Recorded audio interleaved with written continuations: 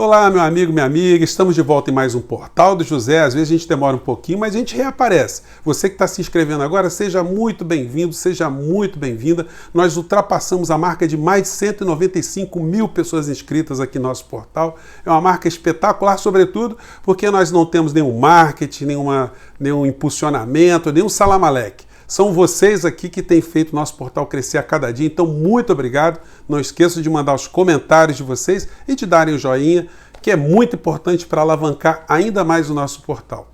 Gente, quando nós analisamos tudo o que está acontecendo no mundo, é para a gente ter algum otimismo ou pessimismo? Bom, quando a gente olha o que está acontecendo, a gente fica com apreensão muito grande. E quando examinamos o que está acontecendo no Brasil, a tendência das pessoas que têm alguma racionalidade é ficarem muito preocupadas. Mas eu quero trazer para vocês alguns elementos, algumas situações que estão acontecendo hoje, para a gente tentar interpretar de maneira diferente algumas situações, né? Vamos começar de fora para dentro. No continente europeu, que já venceu guerras, cataclismas, revoluções, todo tipo de conflito, pandemias, epidemias, todos eles são unânimes em afirmarem que essa pandemia vai passar, que essa situação vai passar, que a crise econômica ela vai passar, que eles vão voltar ao eixo aonde eles estavam anteriormente. Claro que muitas coisas vão se modificar. Eles fazem isso porque eles estão torcendo, porque eles têm bola de cristal, porque eles têm alguma intuição? Não, eles têm experiências históricas de terem vivido outras crises e terem superado outras crises. Com relação às pandemias, a mesma coisa. Eles têm, ao lado desse tipo de pensamento, o conhecimento científico e a força política, né? A ação política que vai na mesma direção, todos convergem numa mesma direção de salvar a humanidade, salvar a saúde, salvar as suas economias. Então eles estão imbuídos ao lado da ciência em resolver essa questão, encontrar uma vacina e coisas afins que façam de uma vez por todas as coisas voltarem à normalidade. Quando a gente olha para o nosso país, nós temos muitas pessoas que estão na mesma sintonia, exceto o governo, que tem uma posição absolutamente contrária, posição essa que causa prejuízos dramáticos no nosso país. Nós temos mais de 60 mil mortos no nosso país, mais de 5 milhões e meio de pessoas que contraíram ou pegaram o vírus do Covid-19.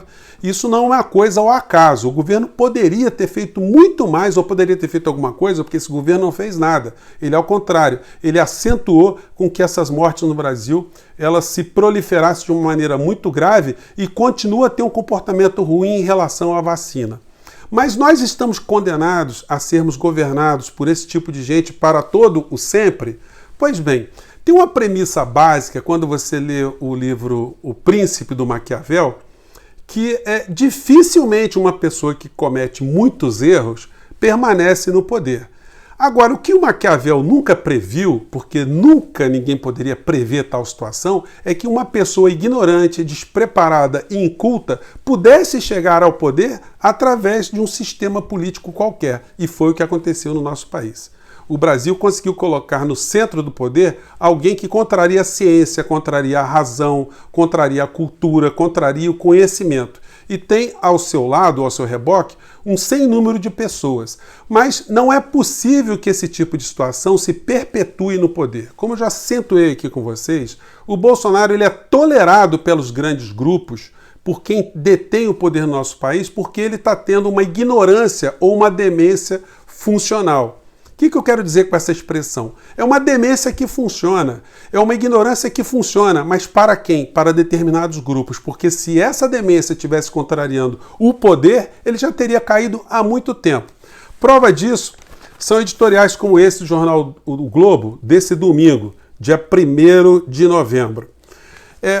Eu já falei com vocês que nós estamos o tempo todo debatendo muitas maluquices do presidente e a área econômica continua a trabalhar, a operar, melhor dizendo, 24 horas por dia para entregar as nossas riquezas. O editorial do Globo de hoje diz o seguinte: vender símbolos da corrupção, é o que resta para tirar a Petrobras do buraco. Então, para o jornal Globo, que é o representante dos grandes interesses transnacionais, a Petrobras é um símbolo de corrupção. A Petrobras, que é a empresa mais importante da história do nosso país, é a empresa que mais investe no país, a empresa que mais gera empregos no nosso país, é foco de corrupção, portanto tem que ser entregue de mão beijada aos interesses estrangeiros de preferência, né?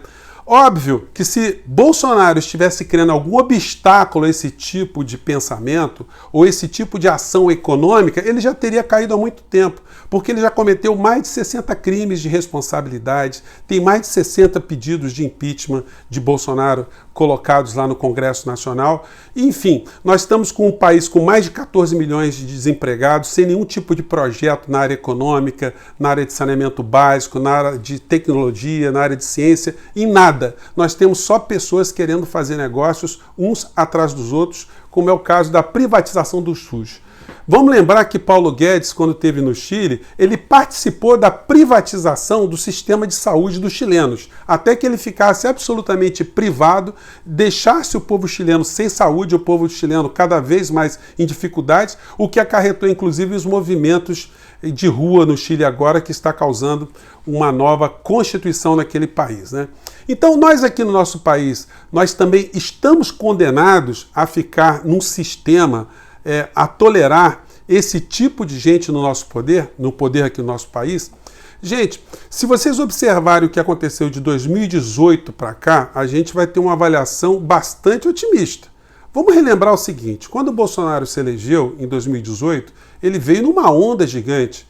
Existia um grupo de pessoas, um grupo de políticos, de marinheiros de primeira viagem, gente nas redes sociais, gente das Forças Armadas, nos meios de comunicação, no sistema financeiro. Tinha muita gente vindo nessa onda. Hoje essa onda ela foi perdendo força, muita gente foi saindo, muita gente foi sumindo, muita gente foi se contrapondo, muitos grupos foram sendo contrariados e o presidente vai ficando cada vez mais isolado, cada vez mais em si mesmado dentro desse poder. Dentro das eleições que nós temos agora em 2020, o que nós teremos? A comprovação que essa onda está se esvaziando. O Bolsonaro, como ele foi incapaz, inclusive, de montar um partido político, os eleitores que votaram nele em 2018 não sabem quem votar agora. Então ele vai para as redes e diz para as pessoas votarem em apenas candidatos que sejam anticomunistas, candidatos que defendam Deus, como se Deus precisasse de alguém para fazer defesa dele, né? Do Todo-Poderoso, e candidatos que defendam a família tradicional. Aí quando você olha para o Bolsonaro e vê que é um homem que casou várias vezes, constituiu várias famílias, tem negócios econômicos com as suas ex-mulheres, negócios políticos, e esse homem fala na defesa de família tradicional, que família tradicional é essa, né? Ele é quase um Mr. Catra, né? Aquele músico, né, que tinha várias mulheres que viviam na mesma casa. Ele é quase uma espécie de Mr. Catra pseudo-evangélico, falando da moral, falando no modelo de família. Então tem muita hipocrisia, tem muita safadeza, muita vigarice no comportamento político do mandatário do nosso país, né? E aí não vai nenhuma crítica às pessoas que se separam, que casam, não. Isso faz parte da realidade da natureza humana. O que é vigarice é alguém fazer proselitismo da monogamia, da família original ou da família perfeita, sendo uma pessoa que nunca respeitou a tal família que ele agora se arvora em ser garoto propaganda. Então, nós não estamos condenados a ficarmos nas mãos dessa gente para todo sempre.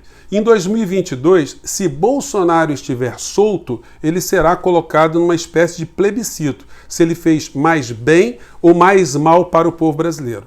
Em algumas capitais, onde os governantes tiveram um comportamento de abraçarem a ciência, de se contraporem a Bolsonaro, como o exemplo do prefeito lá de Belo Horizonte, o Calil, ele está sendo muito bem avaliado pela municipalidade, pelos seus conterrâneos, pelas pessoas da cidade.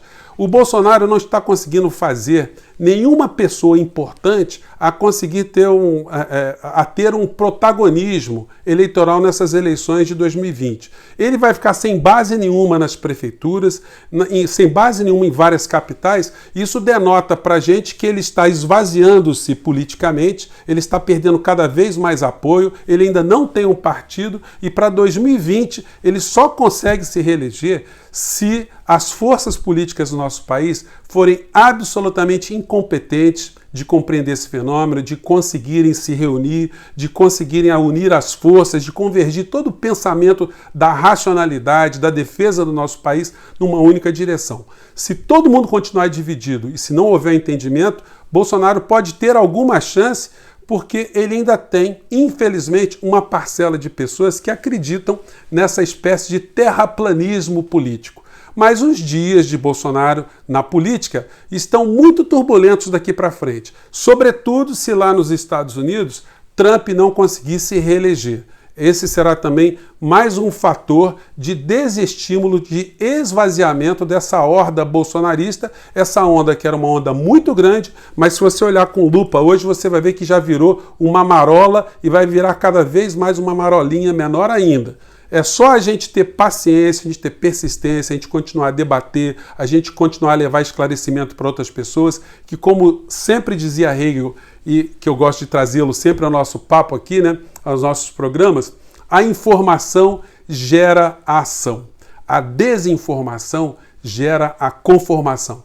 Então, quanto mais a gente levar informações, essas informações atingirem a racionalidade dos brasileiros, das pessoas que a gente conversa todos os dias, mais enfraquecido ficará o processo da ignorância, a manutenção da ignorância, a ignorância empoderada e a entrega do nosso país. Gente, espero ter jogado umas reflexões rápidas para vocês hoje. Até amanhã, um grande abraço, muito obrigado pelo carinho, pelas mensagens que vocês mandaram para cá, tá bom? Um abração, tchau.